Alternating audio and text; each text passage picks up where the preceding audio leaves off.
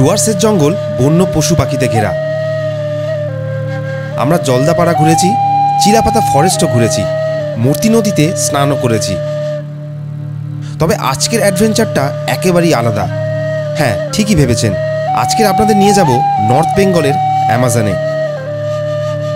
ছোট্ট আর শান্তভাবে বয়ে চলা নদীর উপর থেকে ঘুরে দেখাবো সেই জঙ্গল, যার দুপাশ থেকে হয়তো উঁকি মেরে চলেছে বন্য জীবজন্তুরা। ডুয়ার্সের জঙ্গল সাফারির মতন এ একটা অন্যরকম অভিজ্ঞতা। আজকের ভিডিও শুরু করলাম আলিপুরদুয়ার থেকে। এর আগের ভিডিওতে আমরা প্যারাডাইস ওয়ার্ল্ডে গেছিলাম, মানে আলিপুরদুয়ারের মাঝের ডাবরির যে প্যারাডাইস ওয়ার্ল্ড, যেখানে নতুন টাওয়ার তৈরি হয়েছে, সেটা আপনাদেরকে দেখিয়েছি। আর তারই পাশে নর্থ বেঙ্গলের অ্যামাজন দেখতে চান তাহলে সিকিয়াঝোড়া অবশ্যই ঘুরে যাবেন। তো আমরা যে হোটেলে রয়েছি, এই হোটেলটার নাম হচ্ছে মা রিভার ভিউ। গাড়ি নিয়ে বেরিয়েছিলাম কালকে শিলিগুড়ি থেকে। কালকে সে প্রথমে প্যারাডাইস ওয়ার্ল্ড ঘুরেছি, আজকে সিকিয়াঝোড়া ঘুরবো, কারণ প্যারাডাইস ওয়ার্ল্ড থেকে সিকিয়াঝোড়া কিন্তু একদম পাশে। তো আমরা এই হোটেলে রাত্রে ছিলাম, তারপর এখান থেকে মাত্র 1.5 কিলোমিটার সেই নর্থ বেঙ্গলের অ্যামাজন, যেটা আজকের আপনাদেরকে দেখাবো। তো চলুন, হালকা হালকা বৃষ্টি পড়ছে, সকাল থেকে দারুণ বৃষ্টি পড়ছে, এখন একটু কমেছে। তো আমরা বেরিয়ে পড়ছি, এখন ঘড়িতে 10টা বাজে।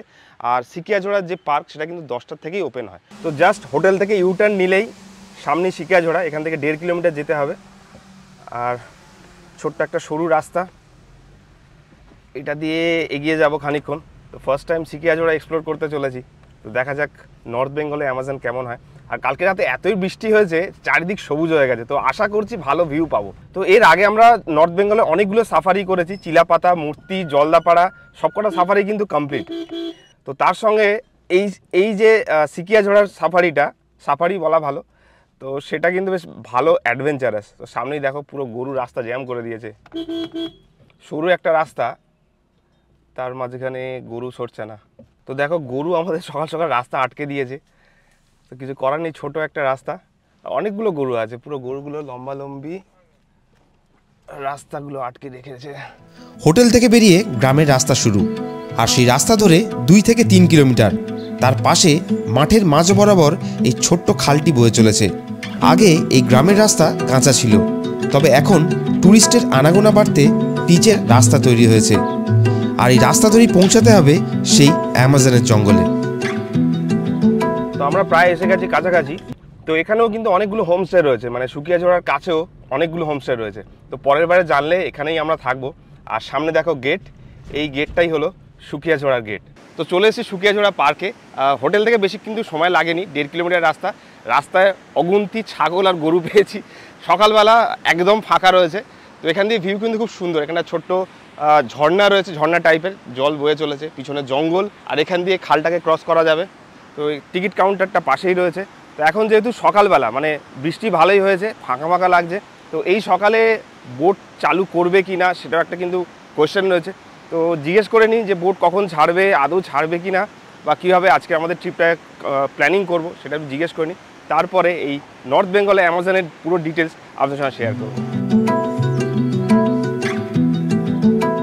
ঘড়িতে এখন 10টা 15 বাজে, টিকিট কাউন্টার কিন্তু এখনও খোলেনি, যদিও টাইমিং 10টা থেকেই। এখন ভিড় কম হচ্ছে, তাই এনারাও একটু দেরি করে আসছেন। তো আমি এখন এই ছোট্ট একটা কাঠের ব্রিজের ওপরে রয়েছি। এখানে একটা ম্যানমেড ঝর্ণা করা রয়েছে, মানে সুন্দর লাগছে ঝর্ণাটা দেখতে। আর তার পাশেই আই লাভ শুকিয়াঝোড়া। আর এখান থেকে দেখতে পাবেন পিছনে কিন্তু জঙ্গল রয়েছে। আর এই জঙ্গলে সব কিছু পাওয়া যায়, চিতা, এলিফ্যান্ট, অজগর, সব কিছুই রয়েছে কিন্তু এই জঙ্গলে। এখন জঙ্গলটা সবুজ আর সাদামাটা মনে হলো, এই জঙ্গলটা কিন্তু দারুণ ভয়ানক। তো যাই হোক, এখানে একটু ওয়েট করব, টিকিট কাউন্টার খুললেই আজকে আমাদের শুকিয়াঝোড়ার সেই বোট রাইডিং স্টার্ট হয়ে যাবে। তো এখানে ছোট্ট একটা বাঁধ করা রয়েছে, তার উপরে আই লাভ শুকিয়াঝোড়ার পয়েন্টটা রয়েছে। আর তার সঙ্গে সঙ্গে এখানে পার্কটা কিন্তু বেশ সুন্দর, এখানে বড় একটা হাতি, কিছু হরিণ, হ্যাঁ অবশ্যই সিমেন্টের হরিণ, তার সঙ্গে সঙ্গে সুন্দর ফুলের বাগান রয়েছে এখানে।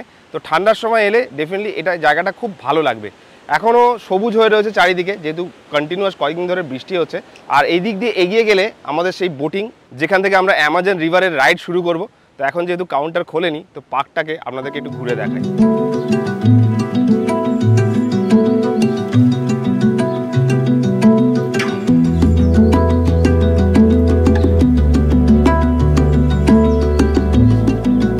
এইখান থেকে এই বোটগুলো ছাড়া হয়। তো কালকে রাতে এতটাই বৃষ্টি হয়েছে যে বোটের ওপরে পুরো জল ভরে গেছে, সেই জন্যই দেরি হচ্ছে। বোটগুলোর থেকে জল মানে ফেলে তারপরে সেগুলো স্টার্ট করা হবে। আর এটাই হলো সেই বোটিং পয়েন্ট। এখান থেকে যতদূর চোখ যাচ্ছে পুরো কিন্তু জঙ্গল আর জলাশয়। আর মাঝামাঝি কিছু নেই, আর মাঝখানে একটা সুন্দর পার্ক করা রয়েছে। তো ওয়েট করতে হবে খানিকক্ষণ, তারপরে যখন বোটগুলো রেডি হবে আজকের আমাদের জার্নি শুরু করব।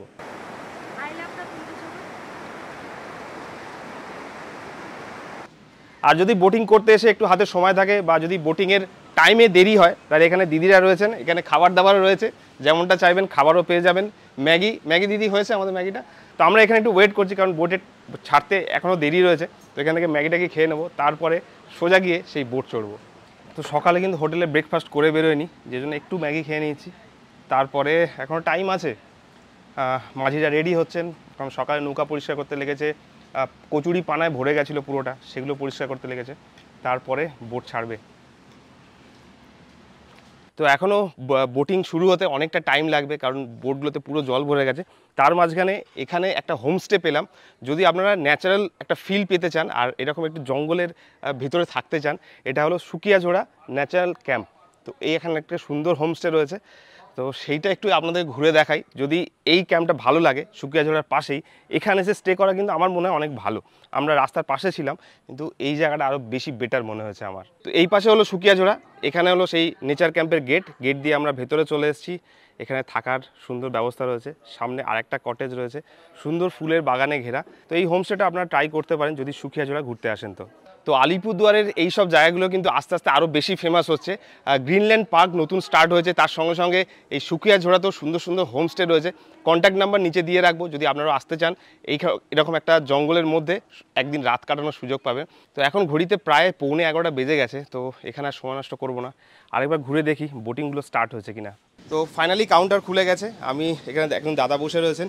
দাদা, টিকিট তো কাটবই, এখানে কত টাকা করে টিকিট? টিকিট এন্ট্রি হচ্ছে 20 টাকা করে, বোটিং এর জন্য হচ্ছে 60 টাকা, আর 5 বছরের নিচে হলে হাফ টিকিট 30 টাকা, বোটিং এর জন্য এন্ট্রি হচ্ছে 10 টাকা। আচ্ছা, মানে 20 টাকার টিকিট, 60 টাকার জন্য বোটিং এর জন্য আলাদা 60 টাকা, আর যদি 5 বছরের নিচে হয় তাহলে এটা 40 টাকা করে লাগবে।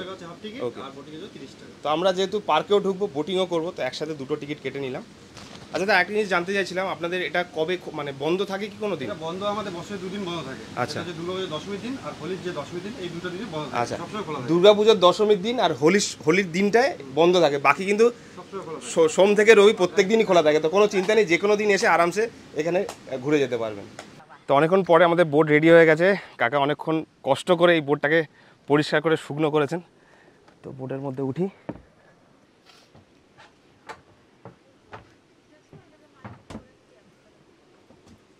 তো আমাদের বোট স্টার্ট হয়ে গেছে অনেকক্ষণ ওয়েট করার পরে। এইবারে আমরা দুজনেই রয়েছি, আজকের বিশেষ কেউ লোকজন নেই, ট্যুরিস্ট নেই বলে ফাঁকায় ফাঁকায় ঘুরছি। আর অনেকক্ষণ টাইম লেগেছে বোটটা মানে পরিষ্কার করতে, যেহেতু পুরো জলে জমেছিল, কালকে রাতে প্রচণ্ড বৃষ্টি হয়েছে। আর এইবারে আস্তে আস্তে আমরা সেই ছোট্ট খাল পথ দিয়ে, মানে ছোট্ট নদী পথ দিয়ে আমরা জঙ্গলের মধ্যে যাব। দারুণ লাগছে এবারে। তো এইখানে দেখুন যে তারগুলো দেখতে পাচ্ছি, এগুলো কিন্তু হাতি তাড়ানোর জন্য। মানে এখন এই তারে কোনো কারেন্ট নেই, কিন্তু সন্ধ্যের 6টার পর থেকে এই তারে কারেন্ট দিয়ে দেওয়া হয়, যাতে করে হাতিগুলো এই পাশে না আসতে পারে। তো পুরো এই জায়গাটা মানে যেটা বর্ডার এরিয়া, পুরোটাই কিন্তু এই তার দিয়ে ঘেরা আপ টু গ্রাম পর্যন্ত। এই জন্য কিন্তু হাতির থেকে রেহাই পান এরা। তো এই বোটিংয়ের ডিউরেশন কিন্তু 30 মিনিট, মানে আধা ঘন্টা ধরে এই বোটিংটা করা যাবে। আর আস্তে আস্তে আমরা ডেন্স ফরেস্টের দিকে যাব। যদিও এখনকার ভিউটা একটু আলাদা, আস্তে যখন আমরা ভেতরের দিকে ঢুকবো, সেখানে কিন্তু পুরো চারিদিকে সবুজ আর সবুজ। তো ফার্স্ট টাইম আমিও খুব এক্সাইটেড যে এইরকম একটা ভিউ দেখার জন্য এতদিন আমরা ওয়েট করছিলাম।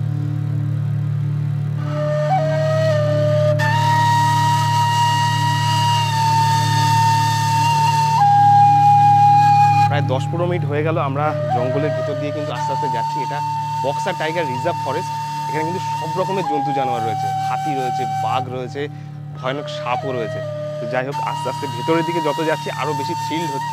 দেখা যাক ভেতরে গিয়ে জন্তু জানোয়ার দেখার খুব একটা এক্সপেক্ট করছি না, কিন্তু এখানকার যে ফিলটা সেটা দারুণ লাগবে। আর দেখো, আমরা প্রায় জঙ্গলের মাঝামাঝি চলে এসেছি। এখানে যে গাছটা ভেঙে পড়ে রয়েছে, এখান দিয়ে কিন্তু হাতি জল খায়, হাতি গাছটা ভেঙে দিয়েছে। তো এখানে এরকম অনেক নিদর্শন পাওয়া যাবে, যেখানে হাতি কেন বাঘেরও চিহ্ন দেখা যেতে পারে যদি ভাগ্য ভালো থাকে। তো আস্তে আস্তে আমরা আরও ভেতরের দিকে যাচ্ছি, যত ভেতরে যাচ্ছি জঙ্গলটা আরও কিন্তু সবুজ হয়ে যাচ্ছে। তো এইবারে আমরা প্রায় গভীর জঙ্গলের দিকে চলে এসেছি।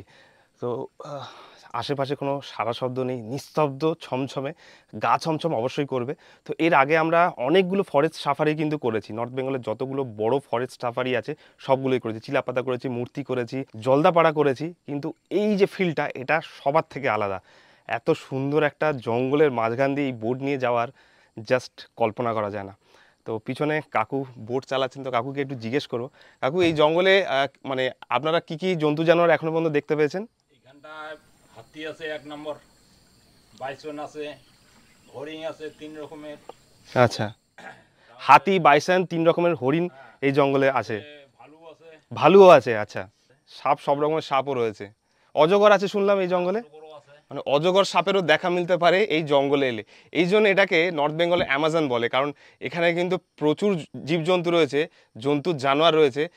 যদি কপাল ভালো বা খারাপ থাকে দেখতে পেতে পারেন এই জঙ্গলে।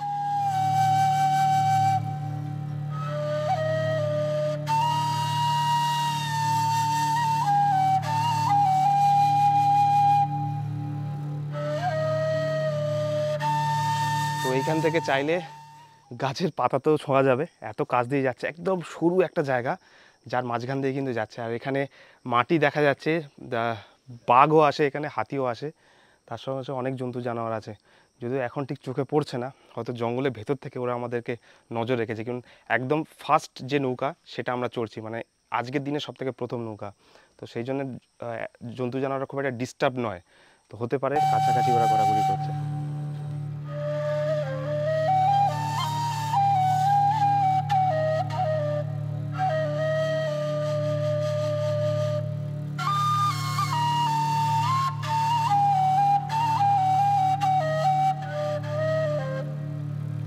তো এইখানে একটা গাছ দেখলাম, আমরা হর্তুকির নাম শুনেছি, তো এই গাছটা হর্তুকি গাছ, একদম জঙ্গলের মাঝখানে।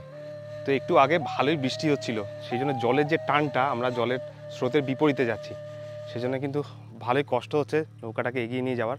তো এখানে জলের মধ্যে বেশ কিছু মাছ টাইপের দেখতে পাচ্ছি, আর পুরোটাই সবুজ। মাঝখানে এলে কিন্তু গা ছমছম করবেই, আর যদি সন্ধ্যের দিকে আসা যায় অবশ্যই ভয় লাগবে। আশেপাশে কেউ কোথাও নেই, আর যদি বাঘের দেখা মেলে তাহলে তো আর কথাই হবে না।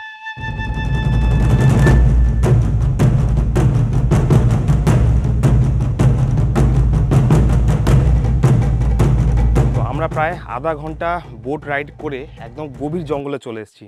এখানে একটা বোর্ড লেখা রয়েছে গভীর জঙ্গল, আমরা গভীর জঙ্গলে। তো যাই হোক, হাতিরও ছবি দেওয়া রয়েছে।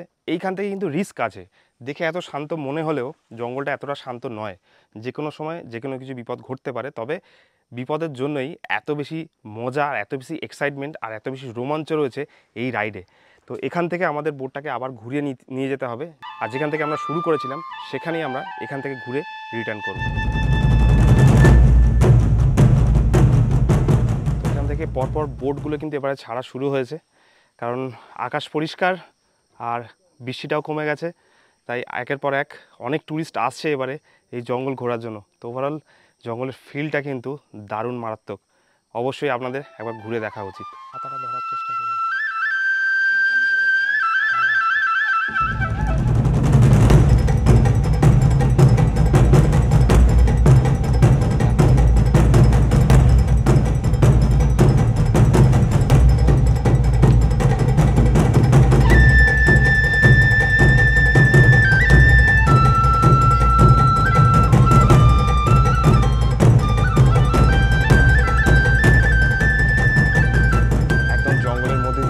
যাওয়ার অভিজ্ঞতাটাই আলাদা।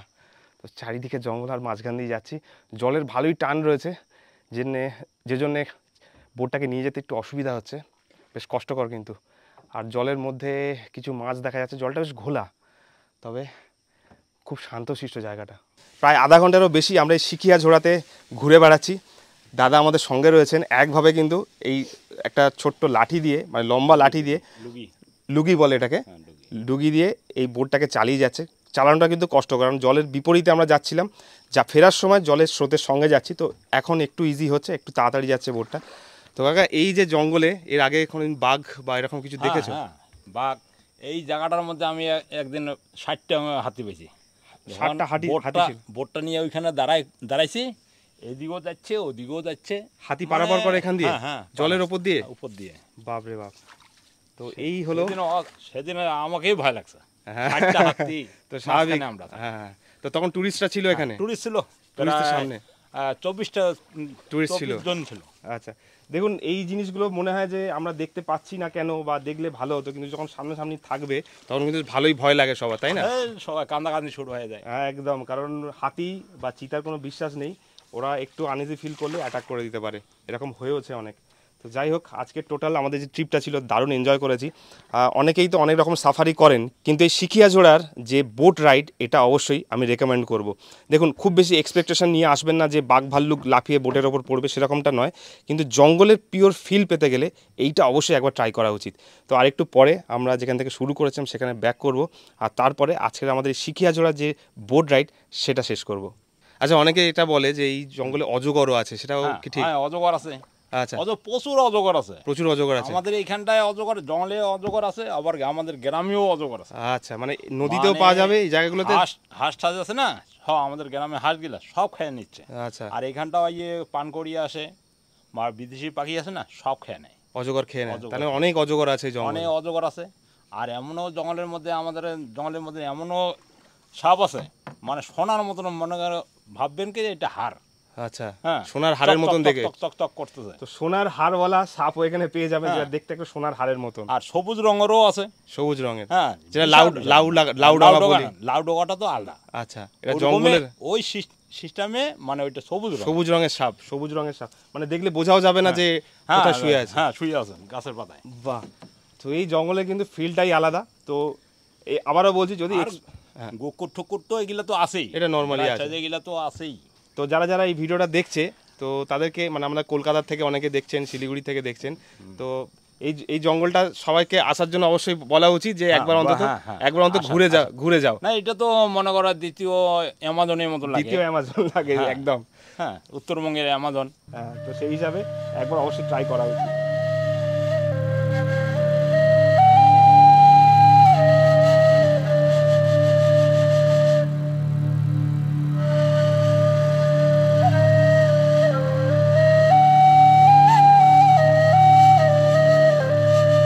তো আমরা আজকের এই নর্থ বেঙ্গলের অ্যামাজন সফর কমপ্লিট করলাম। দারুণ এক্সপিরিয়েন্স ছিল। যদিও আশা এটা করবেন না যেখানে এসে প্রচুর জীবজন্তু দেখতে পাবেন বা জঙ্গল থেকে বাঘ বেরিয়ে আসছে, এরকমটা হবে না, কিন্তু এই ফিলটা একদমই আলাদা। যদি জঙ্গল সাফারি করতে ভালোবাসেন আর জঙ্গল সাফারি কমপ্লিট করে ফেলেছেন, মানে যতগুলো সাফারি রয়েছে কমপ্লিট হয়ে গেছে, তাহলে এই সিকিয়াজোড়া বোট রাইডিংটা অবশ্যই একবার আসবেন। এটা কিন্তু আপনাদের ডেফিনেটলি খুব ভালো লাগবে। টিকিটের দামও বেশি নয়, 60 টাকা করে প্রতিজনের টিকিট। পার্কে ঢুকতে গেলে 20 টাকা, মানে টোটাল পার হেড 80 টাকা করে লাগবে। 80 টাকায় যে ফিলটা পাবেন সেটা কিন্তু অবশ্যই পয়সা উসুল। আর যেমনটা শুরুতে দেখালাম, এখানে কিন্তু হোমস্টেও আছে, যেখানে আপনারা থাকতে পারবেন, জঙ্গলের ফিল নিতে পারবেন। আর এর আগের ভিডিওতে আমরা আলিপুরদুয়ারের যে প্যারাডাইস ওয়ার্ল্ড যে গ্লাস হাউস সেটার ভিডিও করেছি, যদি না দেখে থাকেন অবশ্যই দেখবেন। আর আমাদের থাইল্যান্ড ট্রিপ রয়েছে, কাশ্মীর ট্রিপ রয়েছে, সেগুলো মিস করবেন না। তো দেখা হবে পরের ভিডিওতে আপনার মোবাইল স্ক্রিনে আরও একটা নতুন গল্প আর নতুন জায়গাতে। মিস করবেন না, সঙ্গে থাকুন।